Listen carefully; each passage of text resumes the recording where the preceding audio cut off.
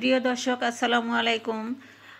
আমি আজকে মজাদার পুডিং তৈরি করে দেখাবো, যা ঘরে সবাই বানাইতে পারে এবং অনেকে বানাইতে পারে না, কিন্তু সঠিকভাবে তো বানাইতে হবে। তো বাজার থেকে কিনতে গেলে তো খরচ, এক পিস একটুর দাম 70-80 টাকা, আর 70-80 টাকা দিয়ে আপনি পুরো পরিবার ঘরে খেতে পারবেন। তো আমি কিছু কষ্টের কথা শেয়ার করছি আপনাদের সঙ্গে। আমার আগের একটা চ্যানেল ছিল দ্য কিচেন বাই নীলু, এই চ্যানেলটা হ্যাক করে নিয়েছে। তো এটা নতুন চ্যানেল, প্লিজ লাইক সাবস্ক্রাইব করবেন, প্লিজ প্লিজ। তো এখানে আমার 8-9টি ডিম আছে, আমি ফ্রিজ থেকে আধা ঘন্টা আগে বের করে নিয়েছি। তো এটা ঠান্ডা ভাবটা গেলে এটা বিট করতে হবে। তো আমি বিট করছি, দেখতে পাচ্ছেন আমি বিট করে নিচ্ছি। তো আমার এটা নতুন চ্যানেল, প্লিজ লাইক সাবস্ক্রাইব করবেন, আমাকে উৎসাহ দিবেন, আমি আগের মতো যেন আবার মানে শত শত ভিডিও আবার ছাড়তে পারি, আপনারা দেখতে পারেন। আমি এখন চিনি দিচ্ছি। চিনিটা যার যার পছন্দ মতো, যে যেমন মিষ্টি খায় তেমনই দিবেন। আমি আমার মতো করে চিনি দিচ্ছি। তো চিনিটা দিয়ে আবার বিট করে নিব। আমি আবারও বিট করছি। তো আমার আগের চ্যানেলটা 1100-এর উপরে ভিডিও ছিল, হাজার হাজার সাবস্ক্রাইব ছিল। আমার 6 বছরের চ্যানেল। আমি রাত দিন খাটাখাটি করেছি, রাত দিন দিনের রাত করে আমি এত পরিশ্রম করেছি। আমার শখের চ্যানেল ছিল, তো সেই চ্যানেলটা নিয়ে গিয়েছে। তো যাই হোক, যারা নিয়েছে তাদেরকে আল্লাহ ভালো রাখুক। তো এখানে আমার জাল করা দুধ আছে 1 লিটার, তার সঙ্গে আবার আমি গুঁড়া দুধ দিয়েছি। তো মিক্স করে এখন আমি ডিমের সঙ্গে আমি দিয়ে দিচ্ছি দুধটা।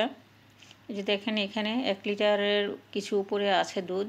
তো দিয়ে দিচ্ছি, দিয়ে এখন মানে লো হিটে এটা মিক্সড করে নিব, দুধ আর ডিম। তো মিক্স করে নিচ্ছি। তো প্লিজ আপনারা লাইক সাবস্ক্রাইব করবেন, প্লিজ আপনাদের কাছে অনুরোধ রইল, ছোট্ট একটা রিকোয়েস্ট করলাম আমি। তো আমি হাফ চামচের মতো ভ্যানিলা এসেন্স দিয়ে দিচ্ছি।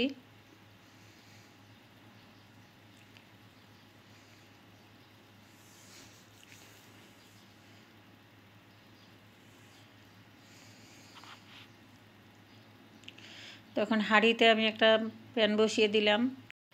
প্যানে আমি হাফ কাপ চিনি দিচ্ছি, ক্যারামেল তৈরি করব।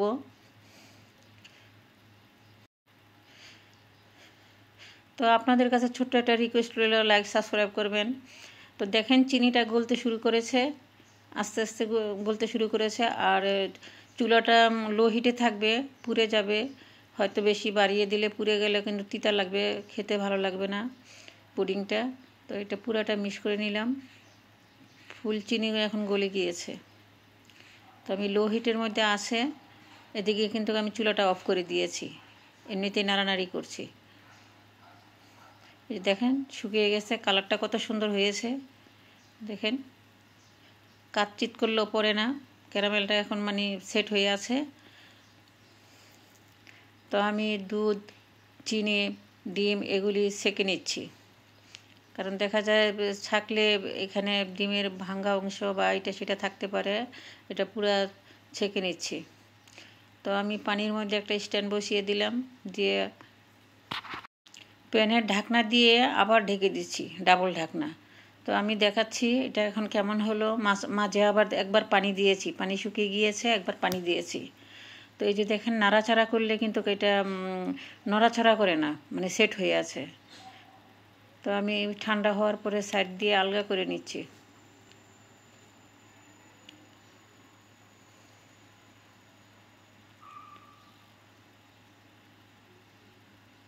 এটা আস্তে আস্তে খুলতে হবে। মাশাআল্লাহ, দেখেন কত সুন্দর হয়েছে।